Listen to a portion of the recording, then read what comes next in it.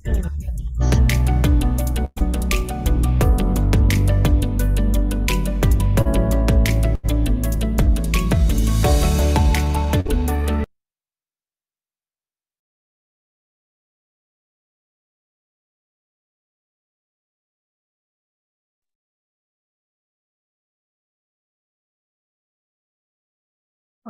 halo, selamat siang semuanya.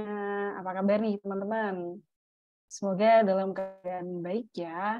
Oke, sebelumnya aku berterima kasih kepada teman-teman yang udah meluangkan waktu di weekend hari ini untuk belajar tentang bagaimana cara mendesain dan membuat karakter komik yang kuat. Oke.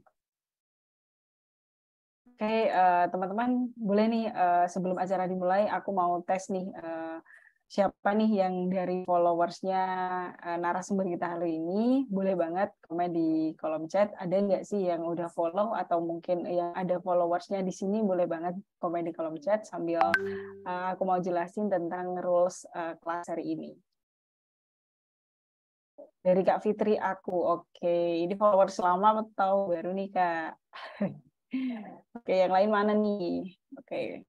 Buat teman-teman yang mungkin belum follow Instagramnya narasumber kita hari ini, boleh banget kalian follow Instagramnya @kacamatagila, salah satu komik yang terkenal nih teman-teman. Boleh nih ya, jangan lupa di follow, ya Instagramnya. Oke, sebelum acara dimulai, aku mau jelasin dulu tentang rules webinar hari ini. Jadi nanti teman-teman kalau misalnya ada pertanyaan, boleh banget drop di kolom Q&A. Karena kalau di kolom chat, takutnya nanti ketumpuk gitu ya teman-teman. Terus ada yang nanya mungkin ya, yang mungkin baru pertama kali join di Messing Academy, mungkin nanya ini bisa open cam nggak dan lain sebagainya gitu. Nah itu kalau open cam atau open mic kita belum bisa ya, jadi interaksinya full pakai Q&A gitu. Terus teman-teman, aku juga mau jelasin tentang Amazing Academy bagi yang baru hadir banget, aku jelasin. Jadi Amazing Academy ini adalah program dari Amazing Indonesia buat para kreator, untuk mereka yang mungkin pengen meningkatkan personal branding, sharing pengalaman, sharing portofolio, dan juga sekedar ini ya teman-teman, berbagi ilmu gitu teman-teman. Nah itu kita rangkum atau kita kemas dalam bentuk workshop, webinar, dan juga online course. Jadi semuanya full online kayak gini ya teman-teman. Jadi biar teman-teman bisa sambil belajar bareng gitu.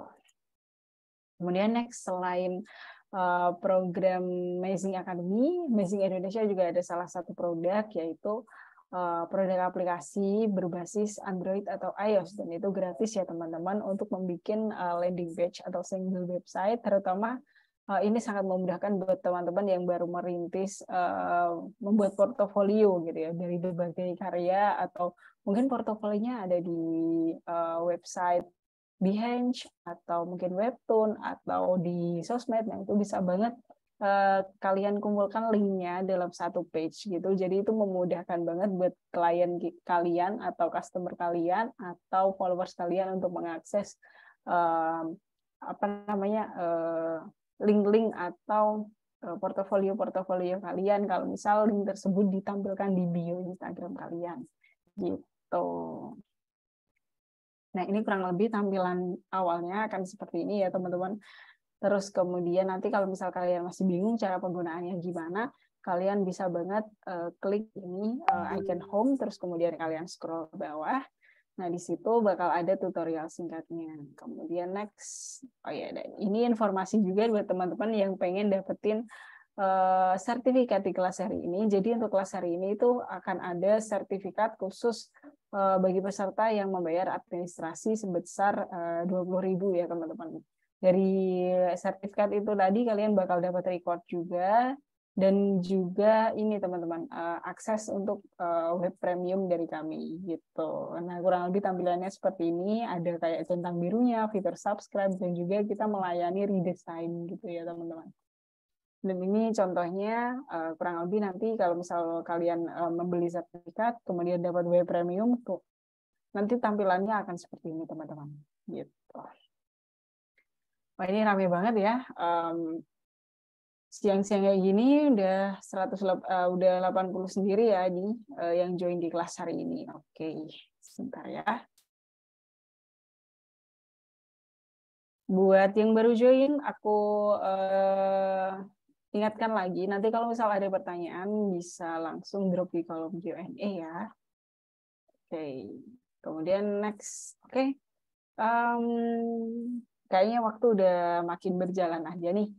Kita sambut narasumber kita hari ini. Halo Kak Farhan. Halo Kak, Oke, apa kabar Kak Farhan? Alhamdulillah baik. Alhamdulillah. Ini teman-teman, perkenalkan narasumber kita hari ini salah satu kreator, bukan salah satu ya, emang kreatornya ya, kreator dari komik Kacamata Gila. Kalian bisa follow Instagramnya, jangan lupa di follow karena di situ kalian bakal dapat inspirasi-inspirasi komik tentang tema apapun gitu. Oke, teman-teman, aku juga mengingatkan nanti jangan lupa share keseruan webinar hari ini, tag @kacamata gila dan juga amazing ya. Oke, Kak Farhan, aku juga sebelum acara nih, aku mau mengucapkan terima kasih ya yang udah meluangkan waktunya di weekend hari ini untuk sharing materi tentang kelas hari ini mendesain karakter dan cerita komik yang kuat. Gitu. Kayaknya waktu makin berjalan nih Kak, bisa langsung dimulai aja. Waktu dan Zoom Caca, persilahkan. Oke Kak, ini udah keluar ya? Oke, Ada ya sebentar. gambarnya? Belum nih Kak, coba di-share screen lagi. Oke, bentar. Silahkan. Oh ya, sambil menunggu Kak Farhan, aku mau mengingatkan lagi buat teman-teman yang baru join, nanti kalau misal ada pertanyaan bisa langsung drop di kolom Q&A ya. Oke, udah kelihatan Kak? Oke, siap. Makasih Kak Caca. Oke.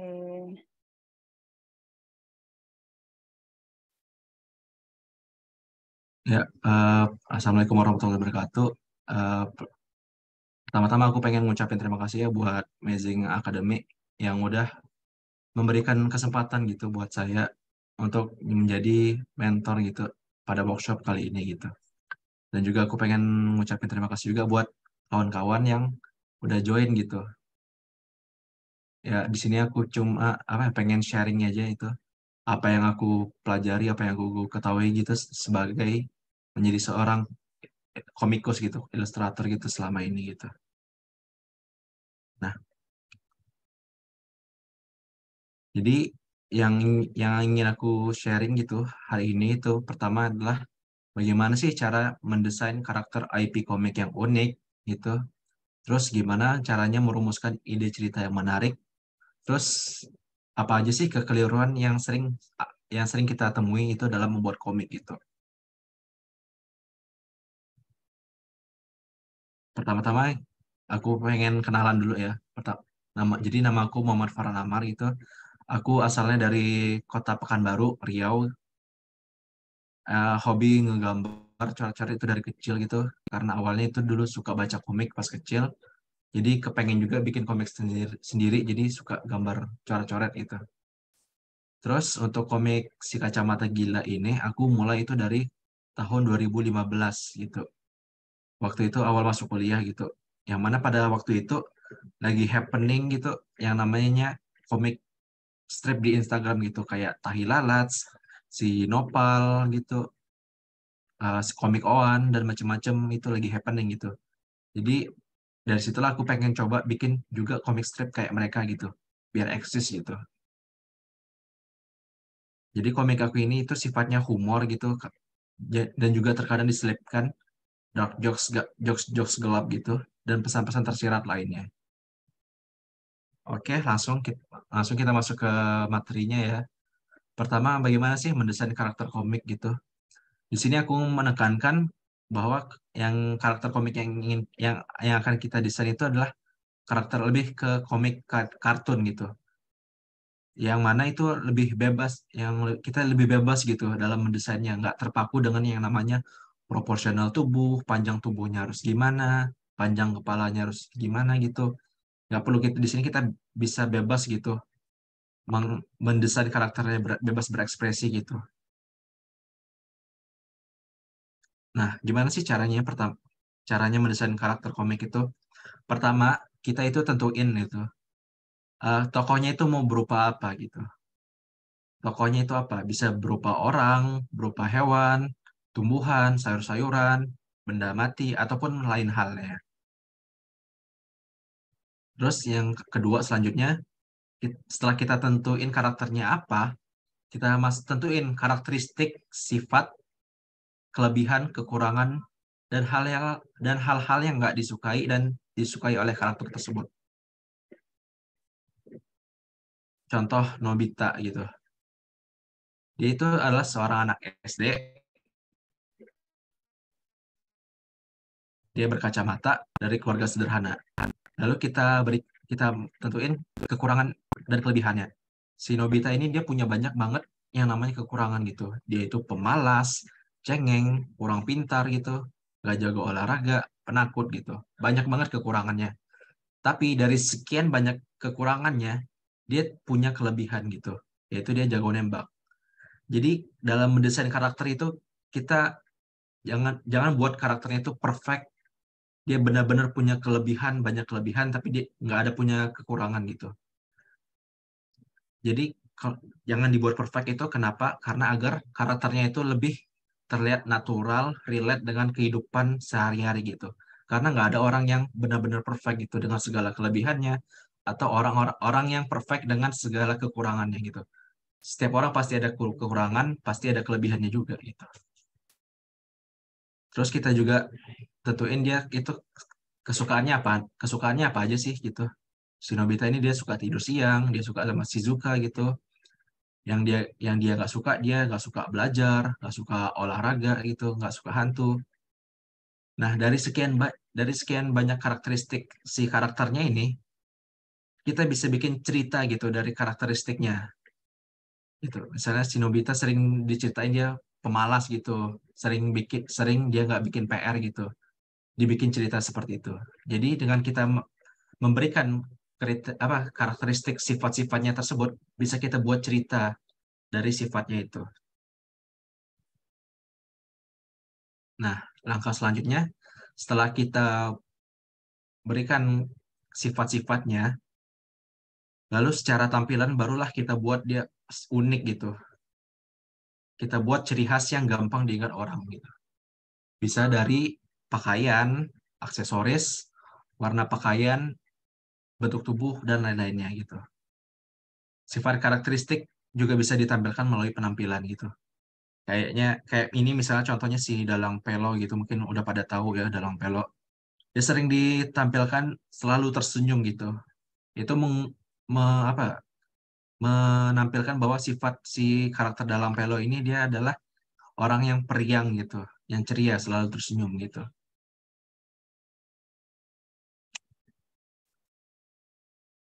Terus kita juga bisa bereksperimen dengan bentuk tubuh dan kepala gitu. Jadi kayak ini misalnya contohnya si Tai Lalat gitu. Yang gambarnya itu ikonik banget, kita udah familiar banget gitu dengan gaya gambarnya gitu. Dia itu orangnya itu ramping, tubuhnya ramping, dan kaki tangannya itu panjang-panjang gitu. Itu yang bikin jadi ciri khas dari gambar si tai lalat ini. Dan juga contoh berikutnya ada si nopal gitu. Yang di tengah ini si nopal, dia bentuk tubuhnya gempal-gempal, itu tangannya gemuk gitu, sendinya luas aja, nggak ada sendinya gitu. Terus yang ini ketiga ini contohnya si namanya komedi kuncir gitu. Bentuk kepalanya itu bulat, terus hidung sama mulutnya itu sejajar gitu sama matanya gitu. Jadi kita coba buat desain desain yang nyeleneh gitu, yang nggak harus nggak yang nggak proporsional gitu, yang nggak sesuai dengan manusia pada kenyataannya gitu bentuk tubuhnya. Terus kita juga bisa bereksperimen dengan basic shape gitu, basic shape seperti lingkaran, segitiga, kotak, trapesium, bentuk mangga gini. Bisa kita buat jadi bentuk tubuh torso manusia gitu, torso karakternya. Kayak gini contohnya. Dari basic shape ini bisa dibuat jadi bentuk tubuh gitu. Jadi bisa kita Jadi bisa kita dengan bereksperimen ini kita bisa mana sih tentuin mana yang cocok dengan karakter tersebut gitu. Yang mana juga yang enak kita ngegambarnya gitu. Juga bentuk-bentuk kepala bisa kita macem-macemin bentuk kepalanya, nggak harus bulat kayak manusia pada umumnya gitu. Jadi kita nggak terpaku dengan namanya proporsional gitu.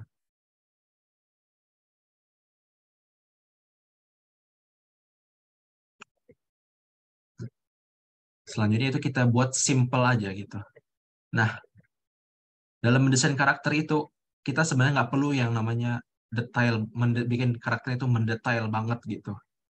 Yang penting adalah gimana karakternya itu orang tahu, dengan desain yang simpel ini orang tahu itu karakternya apaan gitu. Nggak perlu kita buat yang proporsional banget gitu, nggak perlu kita bikin yang mendetail banget gitu. Yang penting orang tahu itu karakternya apaan. Kayak ini misalnya kita mungkin udah banyak yang kenal ya, karakter ini yang di tengah ini karakter Martin Fernalta gitu. Dengan desainnya simple nih, desainnya simple gitu, tapi orang tahu ini karakternya apaan sih. Orang ya, dia pakai baju jubah hitam gitu, dia megang celurit panjang ini, orang tahu ini nih karakternya adalah seorang karakter malaikat pencabut nyawa gitu. Walaupun desainnya simple, nggak ada detail yang mendalam gitu, tapi orang tahu ini nih karakternya adalah malaikat pencabut nyawa gitu. Terus yang ini yang di depan baju biru, ini karakter dari Santun TV gitu. Dia karakternya simple juga, kepalanya bulat, badannya kotak, tapi orang tahu gitu, ini nih karakternya apa? Ini nih karakternya adalah seorang anak kecil gitu. Dari mana kita tahu dia anak kecil? Dia itu memegang boneka gitu. Walaupun bonekanya simple aja gini, dibuat simple, tapi orang tahu ini boneka gitu. Jadi walaupun desainnya jadi dalam desain karakter itu nggak harus yang berdetail banget gitu. Kita bikin simple aja gitu. Yang penting orang tahu itu karakternya apaan. Jadi selain bikin kita mudah ngegambarnya gitu, jadi pesannya pun juga lebih efektif gitu.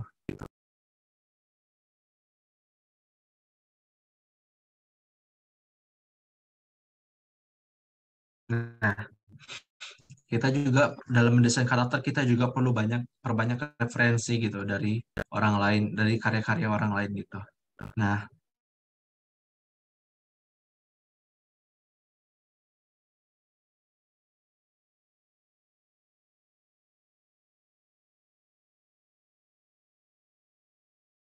juga terinspirasi dan menggambar kacamata gila ini dari ketiga komik ini gitu. Sering saya contoh gitu.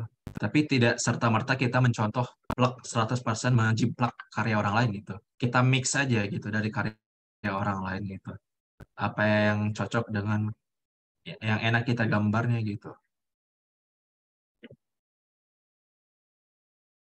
Jadi kita perlu banyak-banyak baca komik orang juga, karya orang lain gitu. Karena nggak ada juga desain yang 100% itu pure pemikiran kita sendiri. Karena kita pasti pernah baca-baca karya orang, pasti jadi pasti kita ada terpengaruh gitu dari karya orang lain. Nggak ada yang namanya karya yang benar-benar pure sekarang ini. Kita pasti ada dapat influence dari orang lain. Nah, selanjutnya kita buat karakter sheet-nya gitu. Nah, kenapa sih kita perlu buat karakter sheet-nya ini? Karakter sheet ini kita gunakan sebagai acuan kita, pedoman kita, bagaimana sih membuat agar kita ngegambar karakternya ini konsisten gitu dari waktu ke waktu gitu, nggak banyak berubah gitu, sebagai acuan aja sih. Jadi kita gambar orang karakter kita itu dari depan, dari samping, dari 45 derajat gitu, dan dari belakang gitu. Dan kita buat juga expression sheet-nya sebagai acuan kita gimana sih karakter kita itu berekspresi gitu. Dari sedih, marah, seneng gitu kita buat. Nah, selanjutnya gitu setelah kita udah mendesain karakternya itu dengan berbagai macam karakteristiknya, bentuknya yang unik, kita bikin unik gitu tampilannya. Nah, selanjutnya kita uji itu, bagaimana, apakah karakter kita itu udah kuat gitu, gampang dikenalin orang gitu. Yaitu cara pengujiannya salah satunya adalah dengan menguji dengan siluet gitu. Apakah karakter kita jika dilihat hanya dari siluetnya aja, orang udah tahu itu karakternya apa gitu.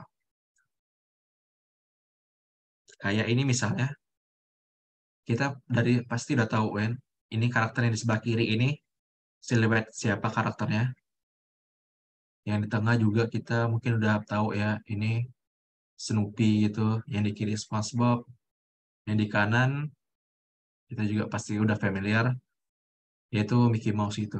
Nah, ini adalah salah satu contoh karakter yang kuat gitu. Karena walaupun dilihat hanya lewat siluet gitu, kita udah kenal banget ini karakternya apaan.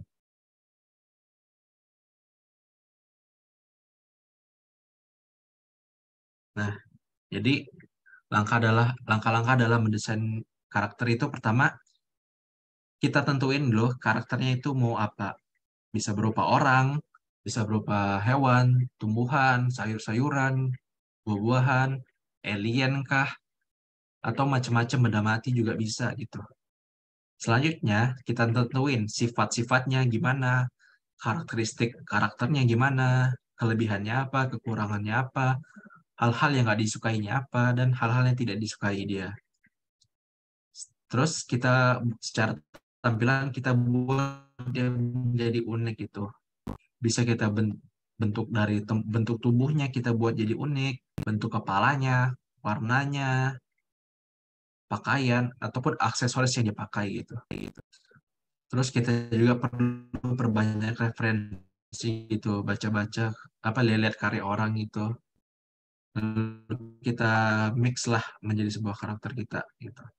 Lalu kita buat karakter dan expression sheet. Terus kita selanjutnya terakhir kita uji karakter kita itu dengan siluet gitu untuk menguji seberapa kuat karakter kita gitu. Nah, selanjutnya kita lanjut dalam membuat cerita komik gitu. Nah, dalam membuat cerita itu ada dua cara itu. Sebenarnya ini nggak terpaku untuk buat cerita komik aja ya. Ini juga digunakan dalam membuat cerita macam-macam seperti ini juga digunakan dalam berbagai macam membuat cerita gitu seperti membuat cerita novel, membuat cerita film layar lebar, film pendek gitu. Ini juga digunakan itu adalah karakter driven story dan juga plot driven story gitu. Apa sih keduanya ini? Kita bahas ya. Yang pertama adalah karakter driven story itu. Sesuai namanya, karakter driven story adalah cerita yang berfokus pada pengembangan fokusnya itu di karakternya itu, fokus ceritanya. Jadi dalam membuat karakter driven story ini, yang pertama kita buat adalah tokoh utamanya itu. Tokoh utamanya itu siapa? Barulah kita buat cerita berdasarkan tokoh utamanya itu. Bagaimana karakteristiknya gitu. Nah, dalam karakter driven story, dia itu konfliknya itu lebih dominan internal gitu. Jadi bagaimana si karakternya ini, dia konfliknya itu timbul dari internal dirinya sendiri gitu. Bagaimana dia ingin mencapai suatu goals, dia punya motif gitu, ingin mencapai sesuatu gitu. Dan itulah konflik internal ya. Terus backstory protagonisnya itu juga sangat penting ya. Bagaimana kita ngebangun karakteristik si cerita yang dialami oleh si tokoh utamanya ini gitu. Dan itu diceritakan secara bertahap gitu, nggak serta-merta langsung sekaligus diceritain gitu. Diceritain misalnya pertama kita ceritain dia itu sifatnya bagaimana gitu. Terus selanjutnya kita ceritain dia punya keluarga yang gimana sih keluarga dia gitu. Apakah keluarganya itu harmonis atau keluarganya toksik gitu. Terus selanjutnya kita ceritain gitu dia berteman dengan siapa aja sih gitu. Apakah dia punya teman baik atau dia banyak musuhnya gitu.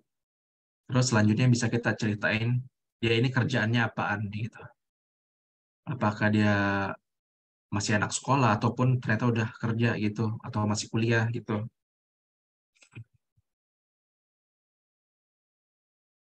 Nah, itu semua kita ceritain secara bertahap gitu.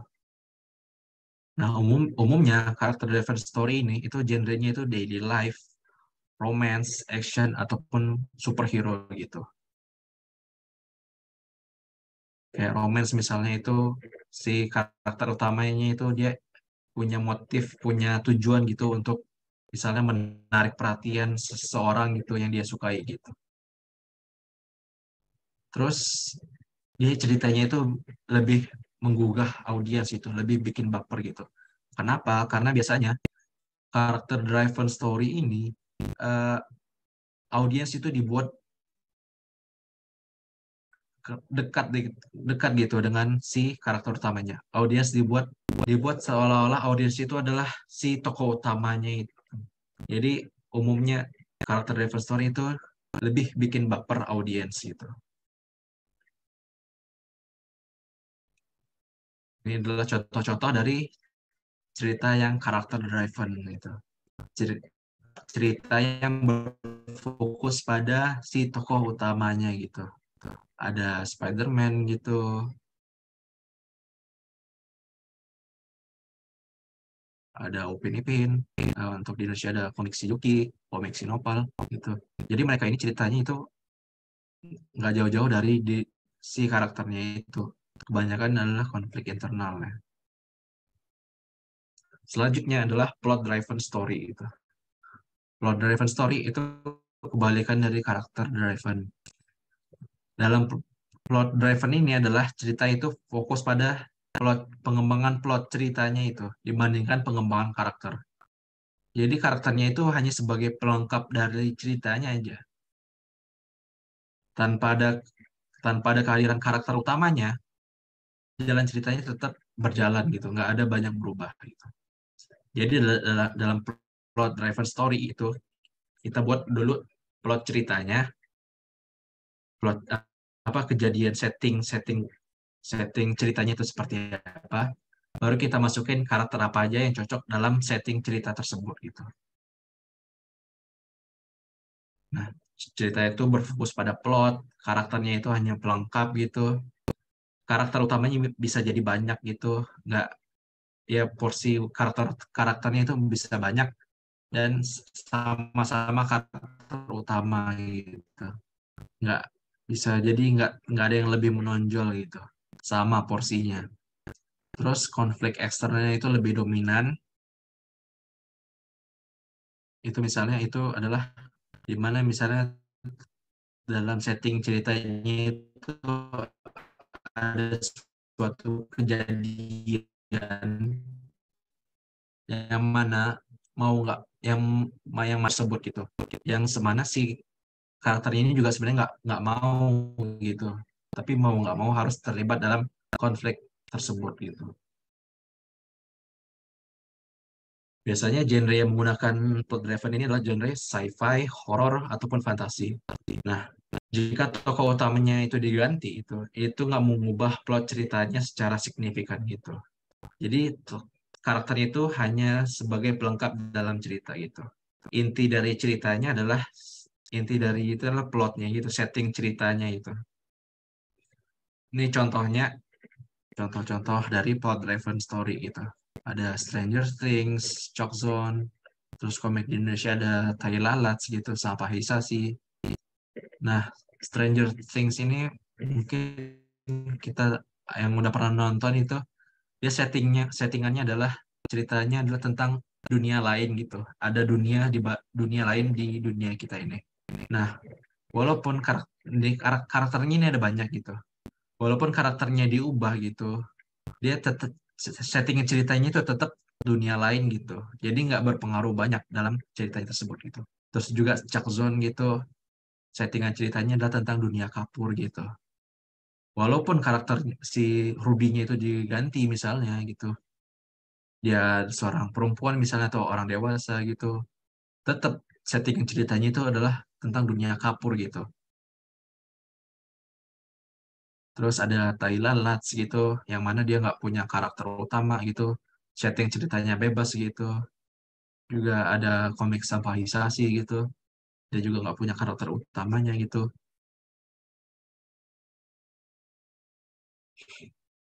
Nah, selanjutnya kita bahas tentang kekeliruan dalam membuat komik gitu. Nah, kenapa ini perlu dibahas gitu? Karena saya masih sering membuat, masih sering melihat gitu komik-komik, terutama yang lokal gitu, masih sering keliru dalam membuat komik yang kadang membuat pembacanya itu bingung gitu dalam membaca komiknya.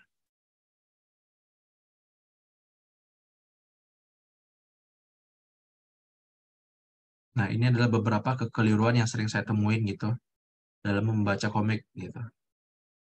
Pertama ada redundant, teks dialog yang terlalu padat, balon teks yang menutupi karakter, urutan bicara yang bikin bingung, keterangan petunjuk yang nggak perlu, leading room, dan juga tidak memaksimalkan penggunaan motion lines. Kita bahas satu-satu. Pertama adalah redundant, yaitu adalah teks yang mengulang apa yang udah digambarkan dalam gambar gitu. Pola ini udah kuno gitu. Kayak ini contohnya pada gambar ini. Mentari pagi tampak terbit dari balik rumah. Nah, tanpa teks ini sebenarnya nggak, orang udah tahu gitu. Ini tuh latarnya pagi, matahari terbit gitu. Jadi nggak perlu dijelasin lagi lewat teks gitu. Jadi ini tuh kayak mubazir aja gitu. Mengulang apa yang udah digambar gitu. Nggak perlu lagi dijelasin dua kali gitu. Orang udah tahu ini matahari terbit gitu. Kalau mau ngasih teks lebih baik itu ngasih informasi yang nggak tampak di gambar gitu. Misalnya mentari pagi, misalnya ini rumah siapa sih gitu. Atau ini jamnya jam berapa, walaupun pagi orang belum tahu kan ini jam berapa misalnya. Terus kedua adalah teks dialog yang terlalu padat. Ini juga masih sering saya lihat gitu, terutama di komikus yang masih pemula gitu, yang masih belajar juga saya lihat banyak banget yang kalau bikin teks dialog itu padat banget gitu. Sebaiknya jangan dibikin padat-padat panjang gini gitu. Karena pembaca pasti males ngebaca teks gitu yang sepanjang ini. Pasti pembaca nggak males gitu baca sampai habis gitu. Pembaca langsung nge-skip gitu kalau ngelihat teks tulisan yang padat gini gitu. Jadi dalam buat teks itu seharusnya kita apa? Kita tulis dulu dia itu bakal ngomong apa aja sih gitu. Jadi kita bisa pilih-pilih katanya, mana kata-kata yang nggak perlu kita buang gitu. Bisa kita sortir lagi kata-katanya yang nggak perlu kita buang.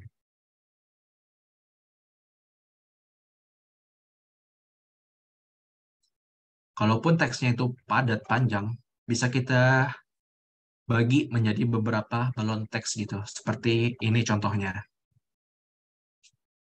Gitu. Jadi bisa kita bikin jadi satu kalimat itu satu balon teks gitu. Terus kita bikin seperti ini. Ada garis antar balon teks yang menghubungkan gitu. Jadi kalau bikin balon teks itu kalau bisa satu kalimat aja gitu.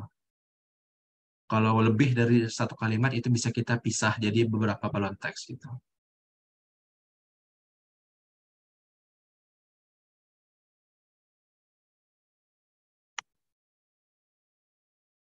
Nah, selanjutnya itu balon kata yang menutupi karakter. Imbas dari teks dialog yang terlalu padat gitu, yang terlalu panjang, itu kadang-kadang bikin si komikusnya itu bikin balon teks yang menutupi karakternya gitu. Jadi dalam bikin komik itu kita usahakan gitu kita sisakan ruang kosong gitu yang cukup, bisa di atas, bisa di samping atau di tengah-tengah antar karakternya itu, sisakan ruang untuk si balon teksnya itu gitu. Jadi kalau di gambar ini bisa kita bikin kecil lagi karakternya, terus kita agak ke bawahin jadi di atasnya ini ada ruang sedikit yang cukup untuk si teks dialognya.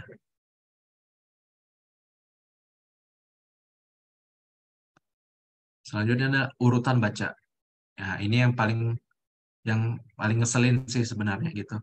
Urutan baca yang bikin bingung gitu. Nah, urutan balon kata itu harus sesuai dengan siapa yang bicara lebih dulu itu. Harus sesuai dengan arah baca gitu. Kayak misalnya kita di Indonesia. Kita di Indonesia itu cara bacanya itu dari kiri ke kanan gitu. Dari kiri ke kanan. Nah, maka kita yang pertama kali ngomong itu kita bikin di sebelah kiri atas. Terus yang kedua, yang ngomong setelahnya itu yang kedua, itu kita bikin dia di sebelah kanan gitu. Jadi jadi orang nggak bingung gitu. Ini siapa sih yang ngomong duluan gitu. Walaupun karakternya itu yang pertama ngomong ada di sebelah kanan, kita bikin balon teksnya itu di sebelah kiri gitu. Nah, ini yang kedua juga kita walaupun dia ngomong setelahnya yang kedua, tapi kita bikinnya di sebelah kanan gitu. Ini contoh yang benarnya, ini contoh yang salahnya gitu. Ini masih sering saya ngeliat seperti ini gitu. Mentang-mentang karakternya di kiri, jadi dia dibikin balon teksnya itu di sebelah kiri gitu. Yang kayak gini bikin bingung orang baca gitu. Ini siapa sih yang ngomong duluan gitu. Malah ada yang bikin kalau balon teks itu dibikin angka dulu satu, ini di sini bikin satu, ini dibikin dua gitu. Padahal nggak perlu bikin angka-angka gitu, angka-angka urutannya gitu. Yang penting tata letaknya itu yang penting. Nggak perlu dibikin urutannya itu.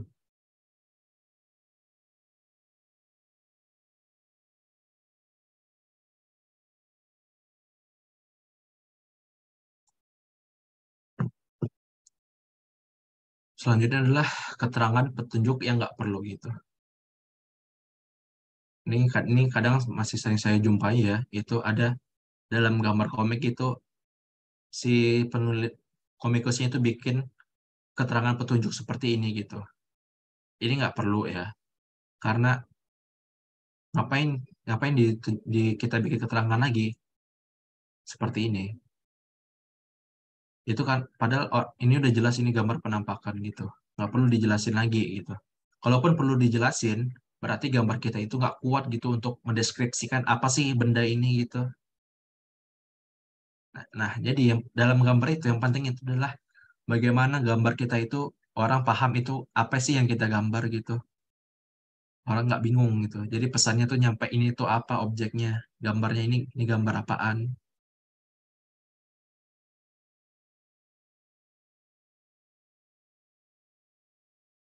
Jadi sebisa mungkin dihindari sih. Terus adalah leading room gitu.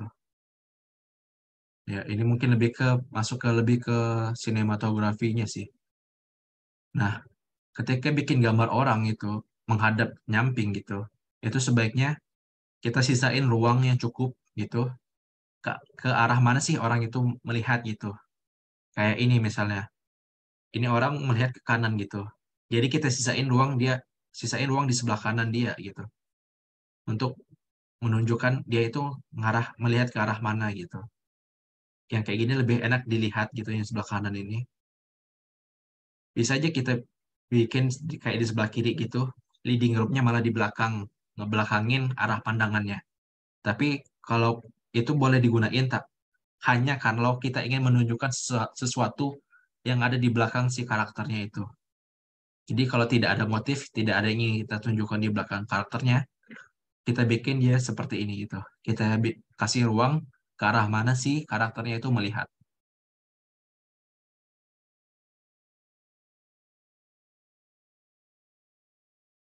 Terus selanjutnya adalah tidak memaksimalkan penggunaan motion dan action lines gitu.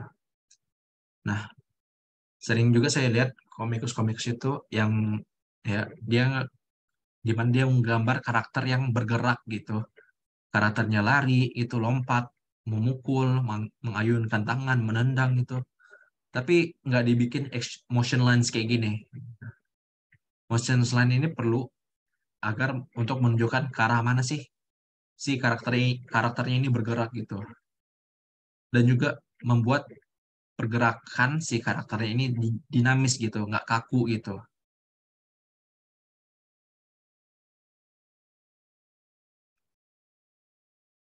Ya seperti ini misalnya ini gambar rusa lari gitu. Kita bikin dia bergerak ke arah mana gitu, action lines-nya. Semakin banyak action lines-nya ini, semakin terlihat kencang dia, semakin sedikit action lines-nya, semakin larinya terlihat lambat gitu. Ini juga dia lari gitu. Dia lari mendekati kamera gitu. Jadi kita bikin action line-nya itu perspektif gitu.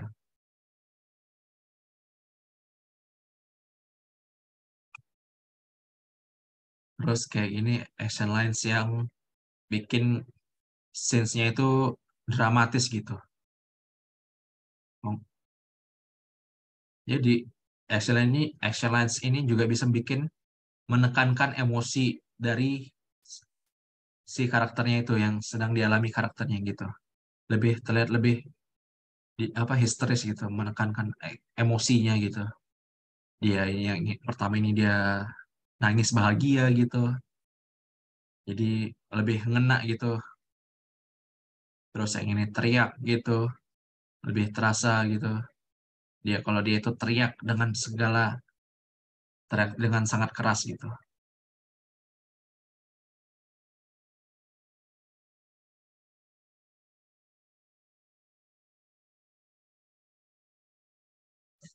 Oke, sekian. Terima kasih. Mungkin itu sih yang bisa saya sampaikan.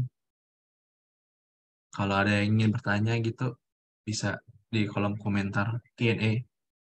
Oke, terima kasih Kak Farhad buat penjelasannya. Semoga bermanfaat ya teman-teman. Oke, masuk di Q&A. Nah, sebelum Q&A aku mau informasikan dulu ke teman-teman yang baru join hari ini. Kalau ada pertanyaan bisa langsung drop di kolom Q&A ya. Oke, wow. Ini baca Q&A dari peserta nih, Kak. Yang pertama, wow, banyak banget nih. Oke, sebentar. Aku rangkum dulu. Nanti pengen. Oke, ini saya bacakan dulu aja ya. Dari Anonymous, Kak, saya izin bertanya. Saya orang awam yang mengenal komik dulu. Sorry, saya orang awam yang mengenal komik. Dulu aku tahu komik dari buku, tapi sekarang zaman udah berkembang, membaca komik sudah lewat media sosial maupun nggak pakai buku. Gitu. Nah, pertanyaan saya, kalau misal membuat karakter komik itu lebih baik langsung di digital atau buku? Sebab kalau membuat karakter di buku itu berbeda dengan apa yang dibuat menggunakan digital, gitu. Misalnya kayak tab, laptop, dan juga komputer. Gitu. Ini inti pertanyaannya sih lebih baik memulai membuatnya itu langsung di digital atau di buku nih Kak. Soalnya kan beda cara kayak karakternya nih. Kalau misal dari buku itu beda sama yang pakai digital. Kayak gitu sih kurang lebih pertanyaannya.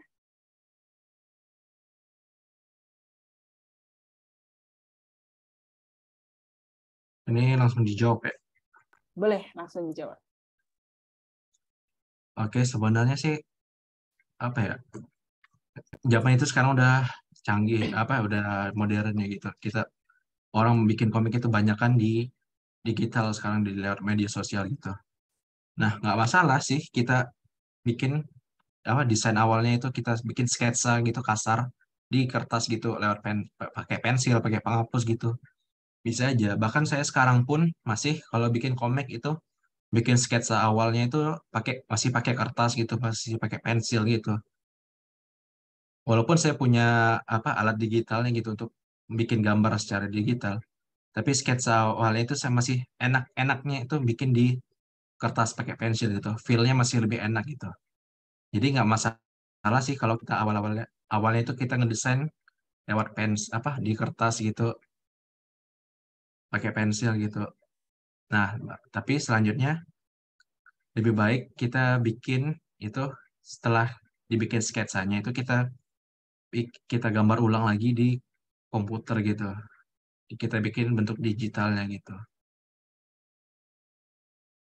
Jadi agar agar kenapa sih dibuat digital itu? Pertama biar gambarnya itu lebih rapi gitu. Jadi kan ini karena media sosial itu adalah salah satu media yang cocok banget buat para seniman-seniman gambar gitu, artis-artis penggambar gitu. Jadi sayang aja kalau kita nggak beradaptasi gitu dengan hal-hal digital gitu. Kita nggak memanfaatkan media sosial itu. Jadi nggak masalah sih awalnya kita bikin sketsa di kertas, tapi selanjutnya kayak lebih baik kita pelajari juga gimana cara menggunakan membuat gambar digital gitu. Karena di gambar digital itu bikin gambar kita rapi dan orang pun enak melihat karya kita gitu.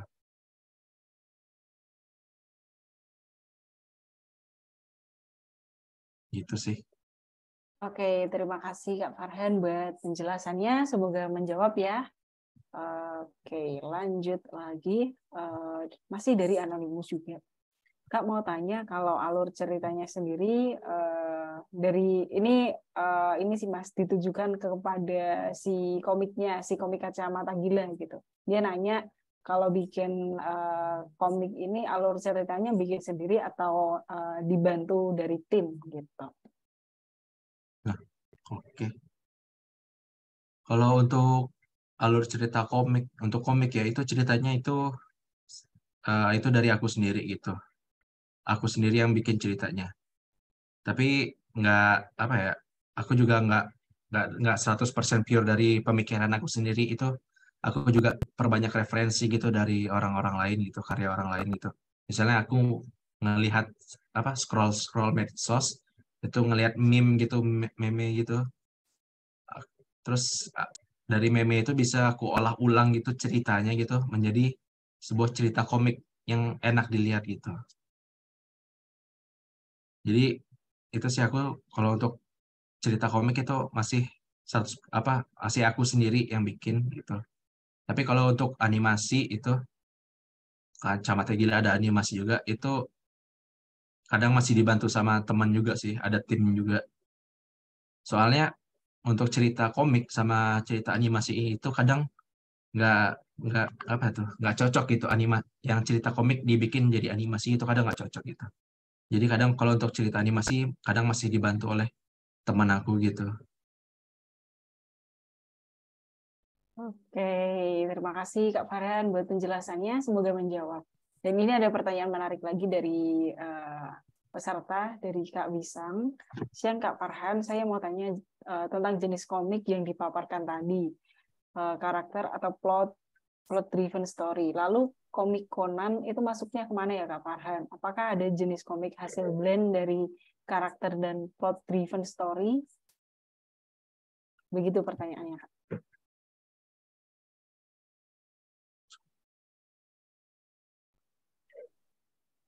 Nah, baik.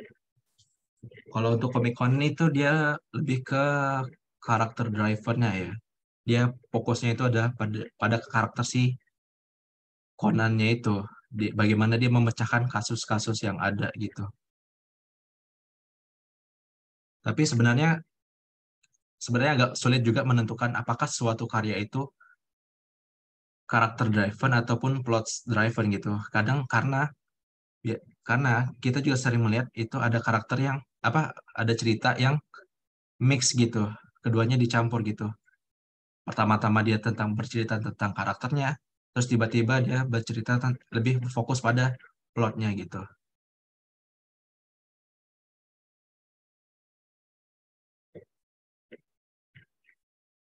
Jadi kita juga bisa memix sih sebenarnya, mencampurkan mencampurkan antara karakter driven ataupun plot driven.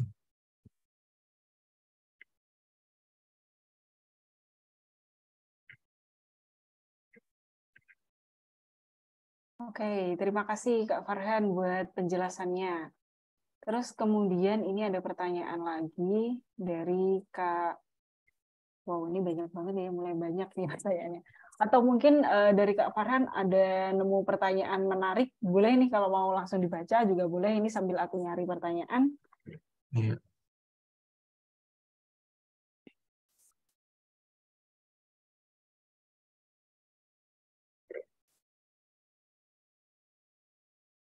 Oke, sebentar ini aku mau nyari.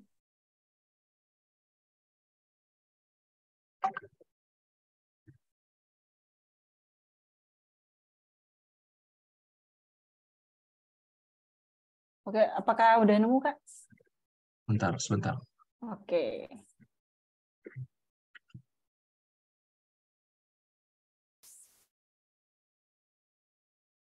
Oke, teman-teman kalau misalnya ada pertanyaan bisa langsung drop di kolom Q&A ya, karena kalau di kolom chat takutnya nanti ketumpuk gitu ya. Langsung ditaruh di kolom Q&A aja ya.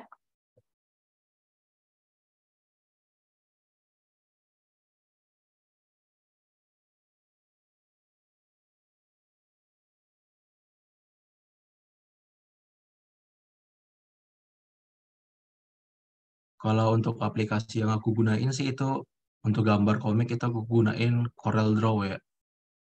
Terus kalau untuk animasinya itu dibantu temen itu mereka gunain Adobe Illustrator sama Adobe After Effects untuk aplikasinya.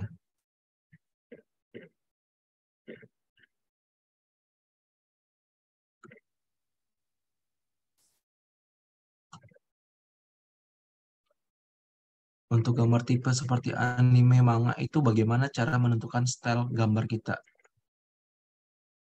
Nah, sebenarnya kita itu yang tadi aku jelasin itu adalah kita tuh perlu dalam gambar itu kita perlu bereksperimen gitu.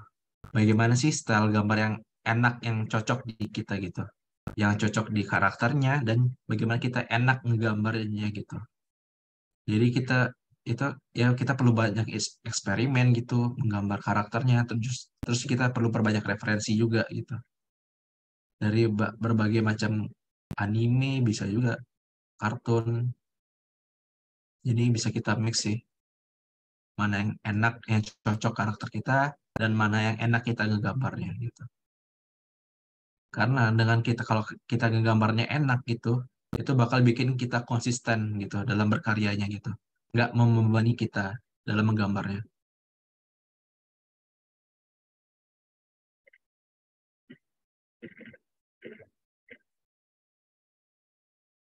Apa aplikasi atau software yang rekomen untuk membuat komik? Untuk software itu ada banyak sih yang rekomendasi yang teman-teman aku banyak gunain itu. Pertama itu ada Procreate kalau di iPad. Terus kalau untuk di Windows itu ada Manga Studio, ada Clip Paint Tool, ada Clip Paint, ada Pen Tool Sai, ada juga yang pakai Photoshop gitu.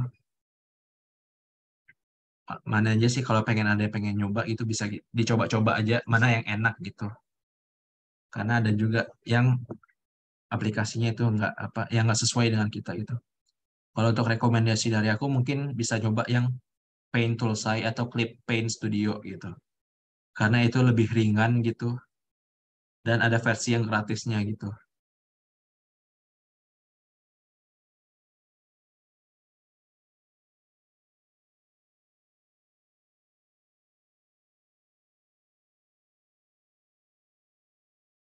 Kak, kalau mau buat karakter yang posisinya beragam, perlu perlu nggak bantuan kayu gitu, Kak? Patung kayu gitu, Kak? Nah, saya juga dulu pernah mikir gitu. Kayaknya kalau beli patung kayu kayak gitu itu enak ngegambarnya gitu. Tapi sekarang kita bisa cari 3D model di internet aja gitu. Jadi nggak perlu kita beli patung kayu asli gitu. Kita bisa cari itu 3D model orang gitu di internet untuk ngegambar posisi apa ya apa posisi tubuh apa sih namanya itu. Eks- Bagaimana dia bergerak karakternya itu posenya gitu. Jadi nggak perlu sih sekarang beli patung kayu. Kita bisa cari 3D model macam-macam gitu. Bisa kita gerak-gerakin juga. Kalau di Clip Paint Tool, Clip Paint Tool site, Clip Paint itu ada juga fiturnya gitu langsung dari dalam aplikasinya gitu. Kayak patung kayu gitu, 3D modelnya.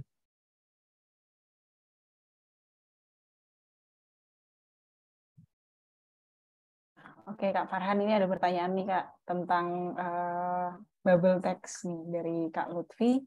Halo, selamat siang, Kak. Perkenalkan, saya Lutfi. Saya mau tanya, jika terdapat jika terdapat percakapan yang panjang seperti ada satu tokoh yang menjelaskan banyak hal, itu bagaimana cara menempatkan kata-kata atau dialognya pada bubble text. Sementara tadi Kakak bilang itu nggak bisa itu kita nggak bisa menempatkan dialog atau teks yang sangat panjang dalam satu bubble. Apakah bubble tersebut nantinya akan dibagi menjadi banyak atau membuat panel baru dengan ekspresi atau gestur yang berbeda? Begitu pertanyaannya. Oke. Nah, dalam membuat balon teks dialog itu jangan dibikin panjang gitu. Kalaupun perlu panjang itu, kita sortir kata-kata apa aja sih yang nggak perlu gitu. Atau kata-kata yang panjang itu bisa kita ganti katanya menjadi kata yang lebih pendek gitu. Kita sortir katanya, atau kalaupun udah mentok, ini semua perlu gitu, kita bagi jadi beberapa balon teks gitu. Kalaupun juga masih terasa padat, bisa kita bikin jadi di panel berikutnya gitu. Jadi bertahap diceritakan gitu. Nggak langsung serta merta dalam satu panel gitu. Jadi bisa kita bagi dalam beberapa balon teks, bisa kita bagi dalam beberapa panel gitu. Diceritakan bertahap gitu. Karena kalau langsung satu satu berapa kalimat langsung dimasukin dalam satu balon teks, satu panel, itu pembaca pasti males ngebacanya gitu. Capek ngebacanya gitu. Jadi alangkah baiknya itu dibagi. Jadi beberapa balon teks dibagi menjadi beberapa panel lagi. Kalau memang dirasa itu perlu semua sepanjang itu kalimatnya.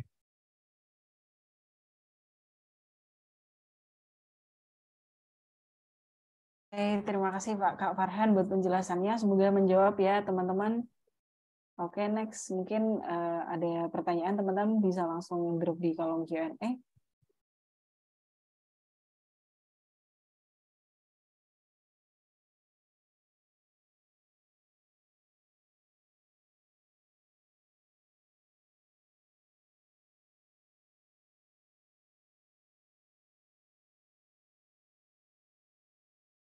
Permisi Kak, cara mendapatkan pose yang kita inginkan itu gimana sih? Soalnya udah beberapa kali berusaha ketemu, tapi biasanya nggak ketemu. Ada saran? Nah, untuk mencari referensi pose gitu ya, mungkin bisa coba dicari pertama itu bisa dicoba dicari di Pinterest ataupun di DeviantArt gitu. Itu banyak orang yang nge-share itu referensi pose tubuh maupun tangan atau kepala gitu. Mungkin aku sering cari di situ sih, referensi pose juga di DeviantArt ataupun Pinterest. Atau bisa juga yang aku bilang tadi itu bisa kita coba cari 3D model gitu orang, terus nanti kita coba atur-atur sendiri posisinya gitu. Banyak sih website-website 3D model yang nyediain 3D model yang bisa kita atur-atur gitu sesuai pose yang kita inginkan gitu.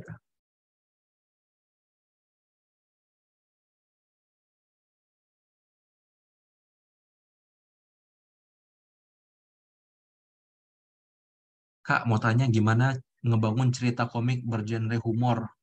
Soalnya dulu pernah bikin untuk perusahaan, ketika dibikin dan udah jadi, tapi setelah dibaca kayak nggak masuk aja jokesnya. Nah, gimana penulisan cerita komik humor yang bagus gitu? Nah, dalam bikin komik humor ini sebenarnya memang sih humor itu agak sulit sebenarnya gitu. Kalau kita belum terbiasa gitu. Karena selera humor orang itu berbeda-beda gitu. Nah, dalam bikin humor itu kita perlu berbanyak referensi sih. Gimana sih komik-komik lain yang bikin cerita humor itu mendeliver, menyampaikan jokes-jokes mereka gitu. Gimana mereka bikin apanya pertama dalam panel awalnya mereka bikin ngebangun ceritanya seperti apa, terus di akhirnya mereka bikin punchline-nya gitu seperti apa gitu. Jadi ada rumusnya sih dalam buat komik itu. Pertama di satu dua apa ya? Ada beberapa rumus sih dalam membuat komik humor gitu. Mungkin nanti di kelas masterclass berikutnya bisa kita bahas lebih lanjut sih bagaimana rumus dalam membuat komik humor gitu. Ada beberapa rumusnya gitu. Jadi jadi dalam bikin komik humor itu yang bikin ngena itu adalah jokes apa punchline-nya gitu. Kita bikin orangnya itu mikir ceritanya ini ceritanya ini bakal kemana, terus kita belokin ternyata arahnya ke sini gitu. Itu yang bikin lebih ngena sih, orang pembaca jadi nggak menyangka ternyata arahnya ke sini gitu. Mungkin bisa nanti lebih dicari sih apa yang namanya punchline gitu.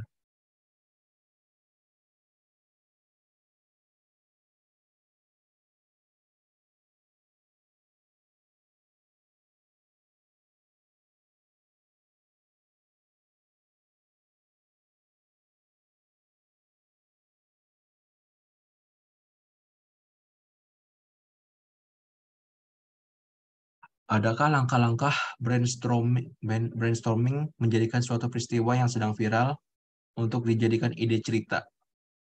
Nah, kalau kita ingin bikin cerita itu dari yang lagi viral, itu saran aku itu yang maksimal 24 jam sih. Karena setelah 24 jam itu udah kurang ngena gitu. Jadi ya itu sih kalau bikin cerita itu harus cekatan gitu, cepet kita mikirnya gitu.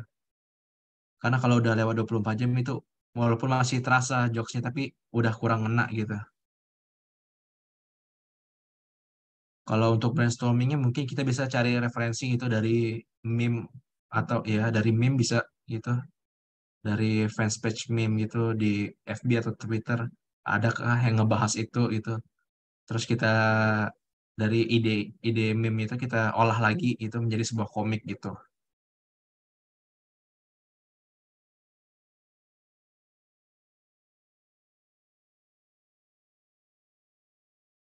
Oke, Kak Farhan, aku mau izin share screen dulu untuk infoin tentang next kelasnya nanti buat peserta hari ini. Iya. Oke, ini semoga udah terlihat ya teman-teman. Jadi teman-teman nanti di tanggal 25 Juni akan ada kelas lanjutannya di kelas hari ini. Dari kelas hari ini ya teman-teman, nanti apa aja yang bakal dipelajari. Nah, ini ada di J-Learning-nya. Ada salah satunya ada tips agar pesan atau cerita lebih efektif tersampaikan. Tadi juga ada pertanyaan nih tentang tentang penyampaian uh, cerita gitu ya di sesi hari ini. Mungkin teman-teman bisa join di situ kalau misal pengen mendalami tentang penyampaian pesan, terus kemudian penerapan sinematografi dan juga semiotika dalam komik. Nah, nanti teman-teman bisa share keseruan webinar hari ini ya untuk dapetin promo spesial khusus hari ini yang melakukan transaksi gitu ya.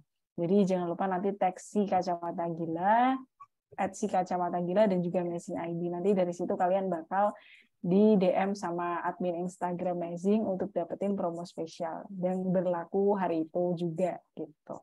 Mungkin dari Kak Farhan ada yang mau ditambahkan tentang kelas lanjutan nanti? Silahkan. Nah, nanti di kelas selanjutnya kita bakal bahas lebih banyak lagi nih. Itu kayak tadi itu agak gimana sih caranya agar pesan cerita kita itu lebih efektif itu. Nah, salah satu caranya itu adalah menerapkan sinematografi ataupun semiotika dalam komik kita gitu. Jadi kalau kalian tertarik itu untuk kita ngebahas lebih lanjut nanti bisa ikutan di tanggal 25 nanti. Oke, begitu. Begitu ya teman-teman. Semoga mewakili dan juga jangan lupa join di next kelasnya Kak Farhan. Oke. Sebelum aku tutup kelas hari ini mungkin bisa nih kalau misal dipilih 2 atau 3 pertanyaan lagi. Kak, silahkan. Oke. Permisi Kak, mau tanya Mbak, menurut Kakak pemilihan warna baju itu berpengaruh nggak sih ke karakter setiap tokoh? Nah, pemilihan warna itu bisa apa ya? Bisa penting penting nggak penting sih. Tergantung tergantung kita ingin menyampaikan mendesain karakternya itu gimana, mendeliver karakternya gitu. Kalau kita ingin bikin apa ya? Karakternya itu punya sesuatu sifat yang dominan gitu. Bisa kita masukin dalam warna pakaiannya gitu, warna bajunya gitu. Untuk menekankan orangnya, sifat orang ini tersebut gitu. Tapi kalau kita nggak pengen menekankan sifat karakternya ini, nggak masalah kita nggak menggunakan warna yang sesuai dengan bajunya gitu. Jadi tergantung kitanya. Kalau kita pengen menekankan sifatnya, ya kita bisa gunakan warna yang sesuai dengan sifatnya. Kalaupun kita nggak pengen menekankan, ya nggak masalah, nggak dibikin sesuai warnanya gitu.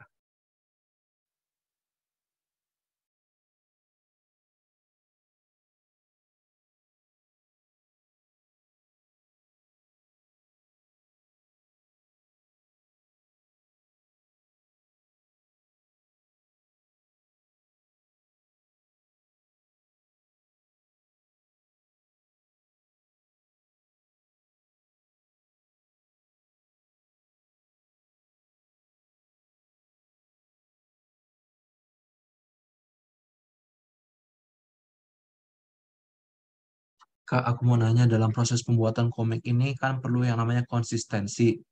Supaya kita bisa terus update tentang cerita komiknya. Untuk pemula yang baru ingin terjun ke dunia komik, kira-kira berapa lama sih yang waktu yang digunakan untuk upload komik dari cerita satu? Nah, iya benar sekali. Dalam berkarya, nah, terutama dalam komik ini, kita perlu namanya konsisten gitu. Jadi dalam kunci konsisten ini kita apa aja, nggak perlu minder gitu. Kadang yang sering dialami oleh yang pemula ini, mereka itu minder dengan cerita ataupun gambar mereka gitu. Padahal kalau pengen konsisten itu kita nggak perlu kesampingkan yang namanya minder gitu. Kita bikin aja karyanya itu kita upload aja gitu. Nggak usah dipedulikan orang lain gitu. Nanti dari waktu ke waktu kita pasti akan mengalami yang namanya apa apa peningkatan gitu, baik dari gambar kita, gaya gambar kita yang lebih bagus, lebih rapi gitu, maupun dalam segi cerita gitu. Karena karena kalian itu sedikit-sedikit apa dari apa sedikit-sedikit menguploadnya gitu, bertahap gitu, nggak langsung. Jadi kalian jadi apa ya? Kalian belajar gitu dari waktu ke waktu, walaupun karya kalian di awal nggak bagus, karena kalau kalian sering rajin gitu uploadnya, nanti kalian akan belajar gitu. Oh ternyata ini kurang. Oh ternyata ceritanya ABN kayak gini gitu. Jadi intinya itu kalian nggak perlu minder gitu. Upload aja walaupun karya kalian kalian merasa karya kalian kurang bagus gitu, upload aja nggak usah dipeduliin komentar orang lain.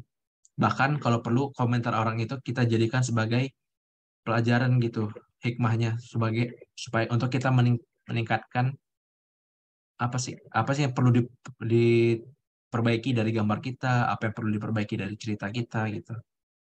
Jadi intinya itu nggak usah minder gitu, upload aja.